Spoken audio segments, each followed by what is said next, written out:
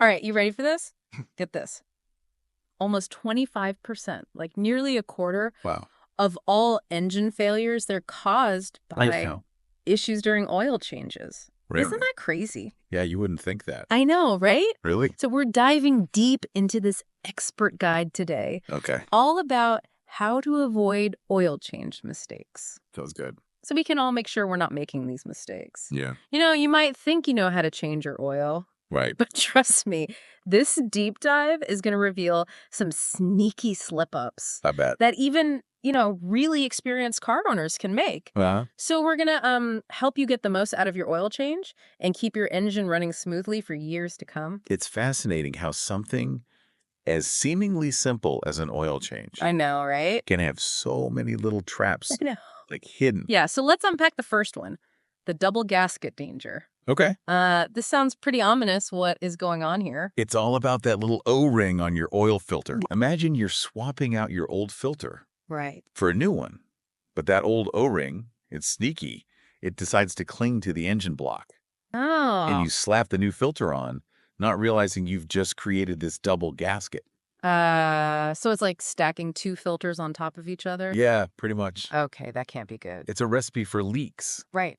And not just like a few drips. We're talking about a potential oil gusher Oh, no. that could drain your engine faster than you can say expensive repair bill. Yikes. And the real danger is that without enough oil, your engine's metal parts, they're grinding against each other, creating all this friction and heat and ultimately catastrophic damage. Ouch, that sounds painful. So the takeaway here I'm hearing is to always double check that filter housing for any lingering O-rings before we install the new one. Yeah, it's a visual check Uh-huh. that could save you a ton of trouble down the road. Right, a simple visual check could save us thousands of dollars potentially. Absolutely. Okay, now let's move on to the oil filler cap conundrum. Oh. This one might seem a little counterintuitive, but it's a classic mistake I've heard. Yeah, it is. What's the issue with the oil filler cap?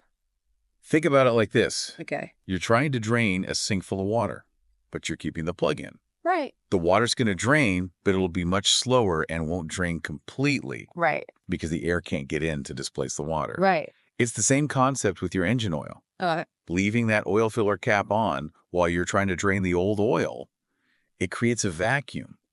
And that slows down the process and leaves behind a surprising amount of that dirty, contaminated oil. so it's I don't know, like trying to squeeze all the toothpaste out of the tube, but you haven't taken the cap off. That's a great analogy. You'll get some out, but a lot of it will be left behind. Yeah, and that leftover oil is full of stuff that you don't want circulating in your engine. Yeah. Metal shavings, dirt, combustion byproducts. So just a simple twist of the wrist to remove that oil filler cap before draining could make a really significant difference in the cleanliness and longevity of our engines. Absolutely, yeah. Got it. Okay. It's a simple step, Simple step, big difference. big results. Now let's talk about the cold oil catastrophe. I have a feeling I might have made this mistake before. A lot of people do. Okay. Imagine you're pouring maple syrup on a cold winter morning. Okay. Yeah. It's thick, it's slow, it doesn't flow easily. Yeah. That's what happens when you try to drain your engine oil when it's cold. So it's all about viscosity then. Yeah, viscosity is a measure of a fluid's resistance to flow. And when oil is cold, it's more viscous, meaning it's thicker, and it doesn't drain as completely. Okay. And this leaves behind more of those nasty contaminants. Right. So warming up the engine before draining isn't just about making that oil flow faster, but it's also about ensuring that we're removing as much as possible of that dirty stuff. Yeah, you want to get all that gunk out. Right. So what's the ideal temperature we should be aiming for? The Society of Automotive Engineers, or SAE, has actually done studies on this, and they found that oil reaches its optimal viscosity for draining after the engine has been running for about 5 to 10 minutes. Okay, so next time I do an oil change, I'm letting the engine warm up a bit first. Better safe than... Sorry. All right, let's move on to overfilling. I know we're supposed to add oil to the engine, but is there such a thing as too much of a good thing? Absolutely. Think of your engine like a finely tuned machine Okay. with really precise tolerances. Uh-huh. When you overfill the oil, you disrupt those tolerances, Okay. and that can lead to a whole bunch of problems. Like what actually happens when there's too much oil in the engine? Imagine your engine's crankshaft spinning really rapidly through the oil. Okay. If there's too much, It can create all this excessive pressure and foaming, and that reduces the oil's ability to lubricate effectively. Plus, all that extra oil sloshing around can lead to air bubbles getting mixed in, and that further reduces its lubricating properties. So it's not just about having enough oil, it's about having the right amount. Exactly, yeah. So how can we ensure we're adding the correct amount and avoid overfilling? Always check your owner's manual. It will tell you your vehicle's specific oil capacity. Right. And here's a pro tip. Okay. Add the oil gradually Okay. and check the dipstick frequently as you go. It's much easier to add a little more than to have to drain some out if you overfilled. That's a great tip. I'm definitely guilty of being a little heavy-handed when it comes to pouring things. Yeah, we've all been there. So add slowly, Oh, check often. Got it. Now, you mentioned checking the dipstick, but isn't there also a crucial final check we should be doing? you're absolutely right. Okay. Once you fill the engine with the correct amount of oil, Okay. you want to start the engine and let it run for a few minutes just to circulate that new oil and allow it to settle. Then turn off the engine, wait a few minutes for the oil to drain back down into the pan, and then check the dipstick one last time. So what are we looking for with this final check? You want to make sure the oil level is still within the safe range on the dipstick. And second, look for any signs of leaks. Okay. Around the oil filter with a drain plug, it's much easier to catch a small leak now Right. than to deal with a major oil loss later. This is all about being proactive. Exactly. It's like a final inspection to make sure everything's in tip-top shape. Right, before you hit the road. Exactly. All right, now let's talk about a common misconception. Okay. The idea that mileage is the only factor that determines when you need an oil change. Yeah, that's a myth. Yeah. We need to bust right now. Okay. Mileage is a factor, Okay. but it's not the whole story. Well, Your driving habits and conditions play a huge role in how quickly your oil degrades. so what are some examples of driving conditions that might require us to change our oil more frequently? Think about those short trips, like to the grocery store, Right. or school pickups, Yeah. or battling rush hour traffic every day.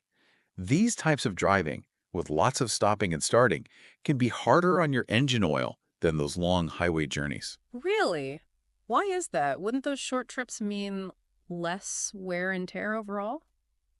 Not necessarily. When you're constantly stopping and starting, Right. the engine doesn't have a chance to reach its optimal operating temperature, Right. which means the oil doesn't get as hot and doesn't circulate as effectively. Okay. This can lead to condensation building up in the oil, which can contaminate it and reduce its lubricating properties. So it's like, I don't know, trying to cook a steak on a grill that never gets hot enough. That's a great analogy. You just end up with a tough and chewy mess. Exactly. And frequent short trips and all that stop and go traffic, it puts more strain on the engine too. Right. So more wear and tear on the oil. Okay, so how do we figure out the right oil change interval then if it's not just about mileage? Your owner's manual is a great place to start. Right. It'll provide recommended oil change intervals Good. based on both mileage and driving conditions. Uh-huh. So pay attention to your driving habits and adjust your oil change schedule accordingly. Right. If you're doing a lot of city driving or short trips, you might want to consider changing your oil, say, every 4,000 miles or even sooner. Okay. And if you're mainly cruising on the highway, You might be able to stretch it out a bit longer. but always consult your owner's manual for specific recommendations. That's key. For your vehicle, okay, now let's talk about a mistake that's particularly hard on your engine, installing a dry oil filter. Yeah, this is one of those things that seems like a small detail, Right. but it can have major consequences. Okay. Imagine starting your engine Mm-hmm. with a completely dry oil filter. So no oil in the filter at all. Exactly. When you start the engine, it takes a few seconds for the oil pump to draw oil from the pan through the filter and all those critical engine components. Mm. If the filter is dry, those components are essentially running without lubrication for those first few seconds. Oh, so it's like trying to run a marathon without drinking any water first. Exactly. Going to be in trouble. It puts immense stress on all those engine parts, Yeah. increasing friction and wear. Okay. And over time, I imagine that can lead to premature engine failure. Absolutely. So what's the solution? Super simple. Before you install the new filter, pre-fill it with a little bit of fresh oil, Okay. just enough to coat the filter media. Uh-huh. This ensures that there's oil ready to lubricate the engine the moment it starts. So we're giving the engine a little lubrication head start. Exactly. Okay. All right. On to the next mistake. The O-ring oversight. Okay. This sounds familiar. It's related to the double gasket issue we talked about earlier. Right. But this time, it's about the O-ring on the new oil filter. Okay. This O-ring, it creates a seal Right. between the filter and the engine block, preventing leaks. Mm-hmm. But if it's dry, it can crack or fail to seal properly. And we already know how bad oil leaks can be. I actually learned this lesson the hard way one time. I was rushing to change the oil in my old truck, didn't lube the O-ring, and ended up with a puddle of oil in my driveway the next morning. Oh no, Yeah, it was not a fun experience. costly reminder. Yeah, it sure was. So, how do we prevent this from happening? Before you screw on the new filter, just take a dab of fresh oil Okay. and rub it around that O-ring. It'll create a better seal. All right, simple enough. Lubricate the O-ring, avoid the puddle. Got it. Now let's talk about a mistake that can really do some damage. Over-tightening. Yeah. And this applies to both the drain bolt and the oil filter. It's tempting to really crank these down as tight as possible, Right. thinking you're preventing leaks. Tighter is better. Right. Not necessarily. Over-tightening can actually backfire. How so? It can strip the threads on the drain bolt Okay. or damage the oil filter housing, Right. making it extremely difficult to remove them later. Okay. And in some cases, it could even crack the oil pan. Wow, I had no idea it could be that serious. So how do we avoid over-tightening without going too loose? The ideal way to do it is to use a torque wrench. Right. It allows you to apply a specific amount of force. But not everybody has a torque wrench laying around. What's the alternative? If you're tightening by hand, the key is to tighten snugly. Okay. But don't go overboard. You want it to be secure, but not overly tight. Uh-huh.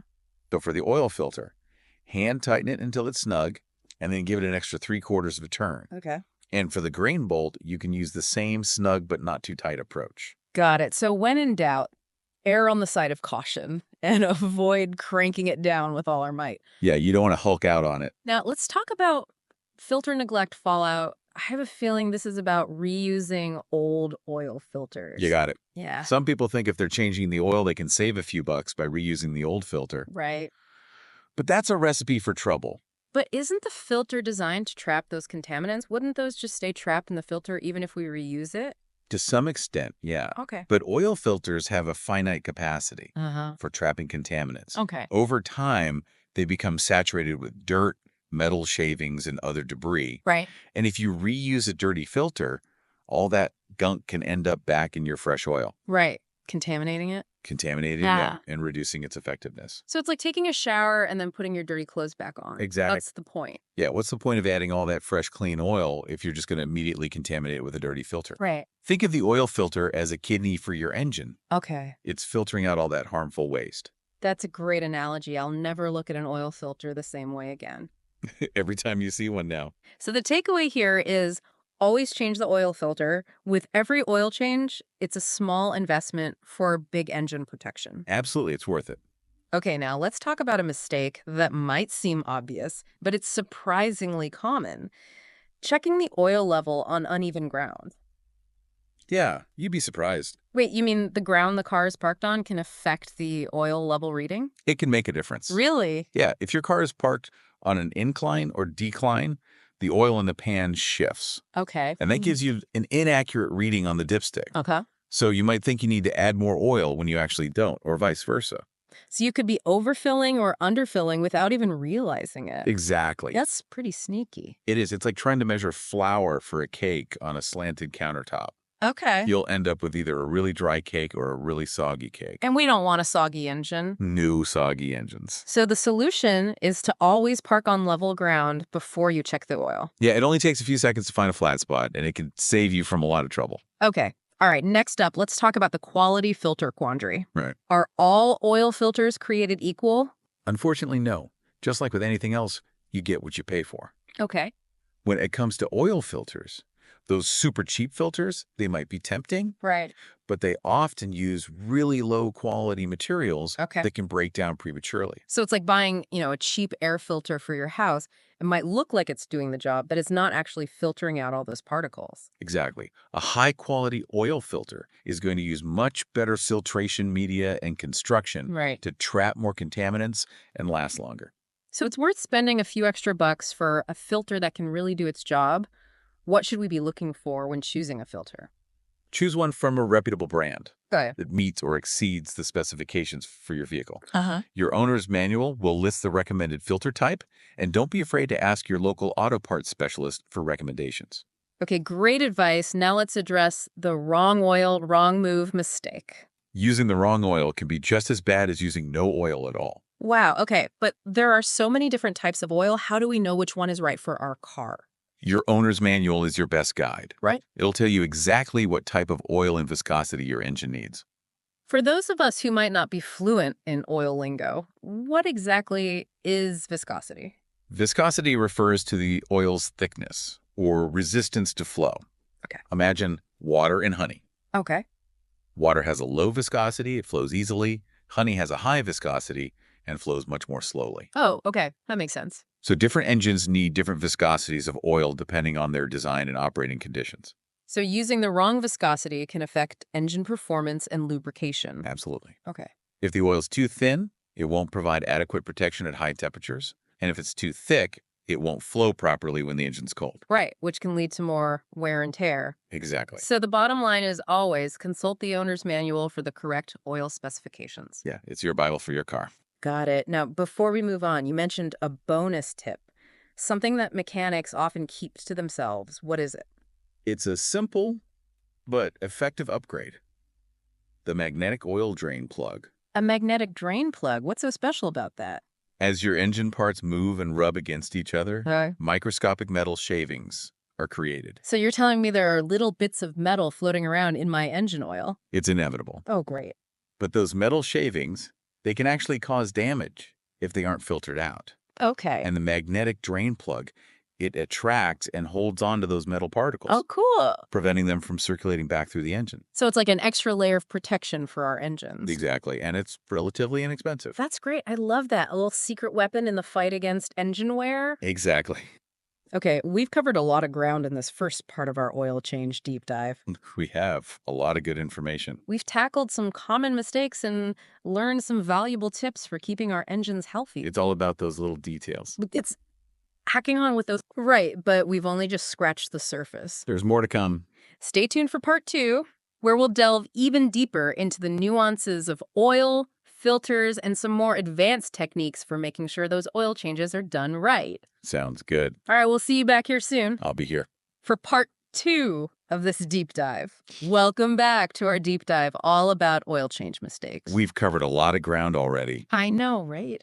There's still more to discover I bet. when it comes to keeping your engine purring like a kitten. So we've talked about all those common slip-ups that we can make during an oil change. Right. But what about the stuff that happens after the oil change? That's a great point. Like, what do we do with all that used oil? Yeah. It might be tempting to just toss it in the trash. Yeah. Or pour it down the drain. But Yeah, but I have a feeling that's a big no-no. you are absolutely correct. Used motor oil is classified as hazardous waste Okay. because it contains all sorts of contaminants Yeah. that can pollute our water and soil. Plus, it doesn't break down easily in the environment.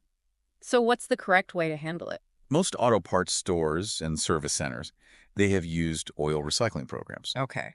You can simply collect your old oil in a sealed container and drop it off at one of these locations. Okay. They'll ensure that it's processed responsibly and doesn't end up harming the environment. That's good to know. Recycling used oil is a small step we can all take to make a big difference Absolutely. for the planet. Okay, now let's shift gears a little bit and talk about something that always makes me a little skeptical: oil additives. Ah, yes, the little bottles of miracle juice Exactly. that promise to boost your engine performance, Right. reduce wear, Yeah. and maybe even cure the common cold. I see them lining the shelves at the auto parts store, but I can never tell which ones are legit and which ones are just hype. Do they actually work? That's the million-dollar question, and the answer is, unfortunately, not so simple. It really depends on the additive and the condition of your engine. So are there some additives that could be beneficial?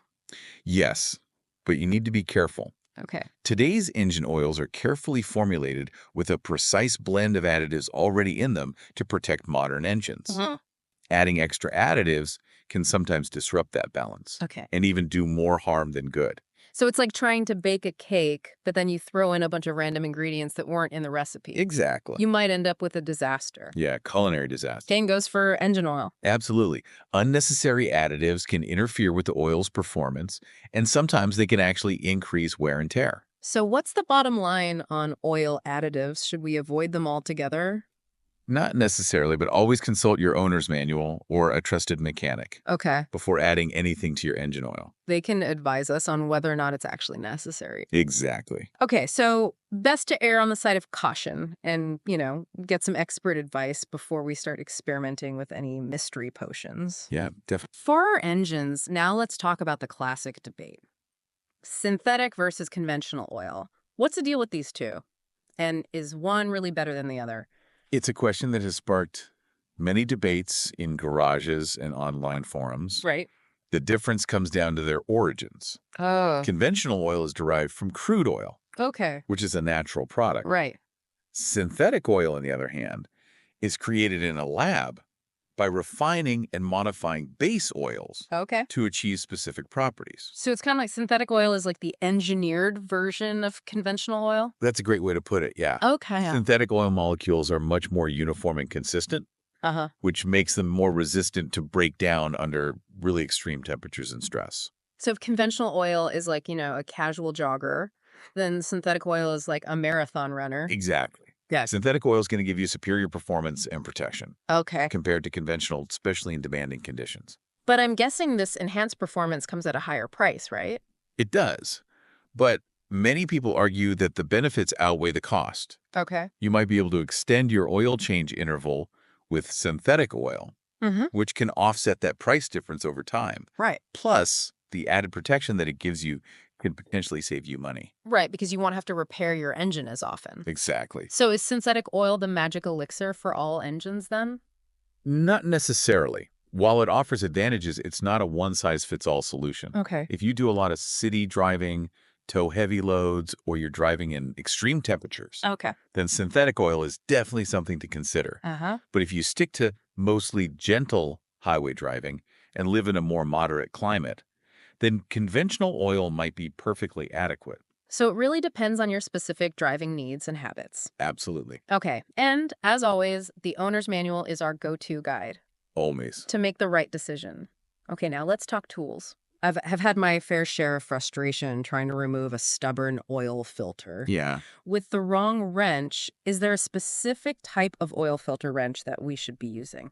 Using the right wrench can definitely make the process easier Right. and prevent damage. There are several different types of oil filter wrenches available, Okay. each designed for a specific type of filter. So we need to match the wrench to the filter? Exactly. Okay. The most common types are strap wrenches, Uh-huh. cap wrenches, and socket wrenches. Okay, can you give me a rundown of when we should use each type? Sure, strap wrenches are very versatile Okay. and can fit a wide range of filter sizes. Uh-huh. They work by wrapping a strap around the filter and tightening it to grip it. Sounds simple enough. What about cap wrenches? Cap wrenches are designed to grip the end of the filter, Okay. providing good leverage for loosening or tightening. Okay. But they might not fit all filter types, so check compatibility before you buy one. Right. And finally, socket wrenches. Socket wrenches fit snugly over the filter, Okay. offering excellent gripping control, but you need to make sure you choose the correct size socket for your filter. Okay, so the key takeaway here is to match the wrench to the filter Yeah, and make sure that it's the right size and type for the job. exactly. Speaking of essential tools, let's not forget about the humble drain pan. It seems like a no-brainer, Right. but you'd be surprised how many people try to improvise I know, right? with makeshift containers. Or let the oil drain onto the ground. Or worse, yeah. Yeah, I've seen some pretty creative but disastrous attempts at oil containment. Yeah. Why is a dedicated drain pan so important? A dedicated drain pan is designed to hold a large volume of oil, Okay. securely preventing spills, making the cleanup process much easier. And they usually have a wide spout for easy pouring, which is a lifesaver when you're transferring all that used oil into a container for recycling. Absolutely. Okay, now, before you get started with your next oil change, Mm-hmm. let's talk about safety for a second. Always a good idea. Safety first, right? When we're dealing with hot oil and potentially sharp tools, Yeah, taking precautions is crucial. absolutely. So, what are some important safety tips that we should always keep in mind? Always wear gloves and eye protection Okay. to protect yourself from hot oil and debris that might fly up. Right, Make sure the engine is cool before you start working on it. right. Touching a hot engine is just asking for trouble. Yeah, you'll get burned. What about ventilation? Working in a well-ventilated area Uh-huh. is really important to avoid inhaling fumes, especially if you're working indoors. Right, and this is one I've learned the hard way. Never work under a car that's only supported by a jack.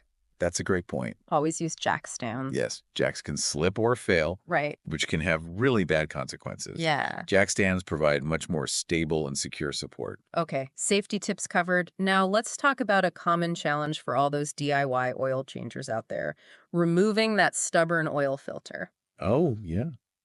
Sometimes it feels like those things are welded on. I know exactly what you mean. If we're struggling to remove the filter by hand, are there any tricks that we can try? One option is to use a rubber strap wrench, Okay. which can give you a better grip. Uh-huh. If that doesn't work, you can try punching a screwdriver through the filter Whoa, and okay. using it as a lever to twist it off. That sounds a little extreme. It is a last resort, Yeah. but it can be effective. Okay. Just be really careful not to puncture the engine block. Right, brute force only as a last resort and with extreme caution. Exactly. Okay, so once we've finally wrestled that old filter off, how do we make sure the new one is installed correctly? Before you screw on that new filter, Okay. remember to lubricate the O-ring with some fresh oil. Right, we talked about that earlier, but it's worth repeating. It is? Because a properly lubricated O-ring is really essential for preventing those leaks. Absolutely. And when it comes to tightening the new filter, hand tighten it until it's snug. Yes. And then give it an extra 3/4 of a turn. Sure. Okay, snug plus 3/4. Now it's time to add the new oil. Okay. How do we know how much to put in? Refer to your owner's manual. It'll tell you the recommended oil capacity. So we need to consult the manual before we even start pouring. Always a good idea. Yeah, I know that overfilling can be just as bad as underfilling. It can be. Overfilling can lead to increased engine wear Yeah. and damage to seals and gaskets. Okay. And how do we check the oil level after we've added the new oil? Wait a few minutes for the oil to settle. Okay. Remove the dipstick, wipe it clean, reinsert it fully, and remove it again to check the level. And the oil level should be between the two marks on the dipstick, right? Exactly. If it's below the lower mark, add a little more oil. And if it's above the upper mark, you'll need to drain some oil to bring it down to the proper level. Okay, so we've successfully changed the oil in the filter. We did it. What's the final step? It's time to dispose of that used oil and filter properly. We've already talked about the importance of recycling used oil, but what about the filter? Used oil filters should also be recycled. Most auto parts stores and service centers will accept them, Okay. along with your used oil. Perfect. So one-stop shopping for responsible oil change waste disposal. Exactly. Now, before we move on to the last part of our deep dive, I want to touch on one more important thing: documentation. Okay. Why is it so important to keep records of our oil changes? Think of it like keeping a health journal for your car. Okay. Tracking your oil changes helps you stay on schedule, ensures your vehicle is properly maintained. Uh-huh. Plus, it can be valuable for troubleshooting any future engine problems, Right. or if you decide to sell your car. Okay, so what information should we be recording? You'll want to note the date of the oil change, Uh-huh. the mileage, Okay. the type of oil you used, Right. the oil filter brand, Yeah. and any other relevant details like the cost or whether you used any additives. Right. That way we have a complete history of our oil changes at our fingertips. Okay, we've covered a lot of ground in this second part of our oil change deep dive. We have. We've talked about everything from recycling used oil to choosing the right tools. Right. We've emphasized the importance of safety and documentation. Yes. And we've explored the nuances of oil types and filters. And we even tackled some of those trickier aspects of oil changes. It's like removing those stubborn filters. Yeah, and making sure we add the right amount of oil. Exactly. But the adventure's not over yet. We still have more tips and tricks up our sleeve We do. to help you become a true oil change master. That's right. So join us for part 3, Okay. where we'll unveil some more bonus tips and expert secrets. All right. To take your oil change game to the next level, we'll delve into some more advanced techniques and share those insider insights. Looking forward to it. That will help you maximize the benefits of your oil changes and keep your engine purring happily for miles to come. It's going to be good. We're back for the final part of our oil change deep dive. We've covered a lot of ground. We have. From the basics to some more advanced techniques. But you promised some bonus tips I did. and expert secrets. That's right. Think of these as the finishing touches, those subtle but important details Okay. that can make all the difference in the long run. Okay. I'm all ears. Lay those insider secrets on me. Let's start with something surprisingly simple: investing in a quality funnel. A funnel. Seriously. Isn't that a bit basic? It might seem mundane, Okay. but trust me, a good funnel can save you a lot of frustration and mess. Okay. I've seen so many oil changes go awry Right. because people tried to pour oil from the bottle directly into the engine, Yeah. or they used a makeshift funnel I've been there. that wasn't up to the task. Yeah, oil has a knack for getting everywhere except the oil filler hole. It does. It finds a way. It does. A quality funnel with a nice long, narrow spout and a wide mouth. Okay. It's going to make pouring that oil a breeze. Okay. It directs the flow precisely where it needs to go, minimizing spills. Right, and making sure all that oil ends up in the engine, Exactly. not on the garage floor. Exactly. All right, I'm convinced a good funnel is going on my oil change shopping list. Good. What else you got? Let's talk about a technique that can help extend the life of your oil, the gentle warm-up. Gentle warm-up. What do you mean by that? Instead of just firing up your engine Right. and immediately hitting the gas, Mm-hmm. let it idle for a few minutes after a cold start. Okay. This allows the oil to circulate gradually Uh-huh. and warm up to its optimal operating temperature. So it's like easing into a workout Exactly. instead of sprinting right out of the gate. That's a great analogy. Yeah. That gentle warm-up allows the oil to reach its ideal viscosity, so it flows smoothly and it lubricates all the engine components effectively. This makes a lot of sense because I know that cold oil is thicker and doesn't flow as easily. Right. So giving it a chance to warm up before we put a lot of stress on the engine seems smart. Exactly. It's a simple habit that can significantly reduce wear and tear on your engine. Especially in cold weather. Especially in cold weather, yeah. Now, let's revisit oil change intervals. Okay. We talked about how mileage isn't the only factor, Uh-huh. and driving habits and conditions play a role. Yes. But you mentioned there's more to consider. There is the age of your vehicle. Okay. It also impacts how often you should be changing your oil. So are you saying that older cars need more frequent oil changes? Generally, yes. Okay. As engines age, their seals and gaskets, they can wear out, Uh-huh. leading to increased oil consumption and contamination. And that means we need to change the oil more often. Yes. To make sure that the engine is properly lubricated and protected. Exactly. It's always best to err on the side of caution when it comes to oil changes, Right. especially for older vehicles. Speaking of older versus newer, a lot of modern cars come equipped with those oil life monitoring systems. Right. They take the guesswork out of it. They tried to. How reliable are those? They use algorithms and sensors to estimate when an oil change is needed based on factors like mileage, driving conditions, engine temperature. Mm-hmm. They're generally pretty reliable, Okay. but they're not foolproof. So should we just blindly trust them and ignore all those other factors that we talked about? Not necessarily. Think of them as a helpful guide, Okay.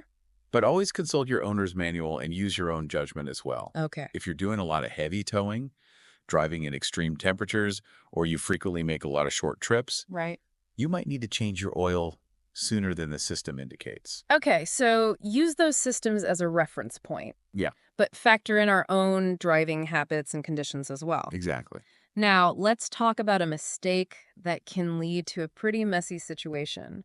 Not cleaning the drain plug and the surrounding area. That's a good point. Before you install the drain plug, Uh-huh. it's really important to clean it Okay. and the area around the drain hole thoroughly. Why is that so important? It seems like a small detail. Any dirt or debris on that drain plug or in the drain hole Right. can contaminate that fresh new oil you're about to put in. Ah, so we're trying to prevent those tiny particles from sneaking back into the engine Exactly. and causing problems down the road. Exactly. Use a clean rag or a shop towel to wipe away any dirt or grime. Okay.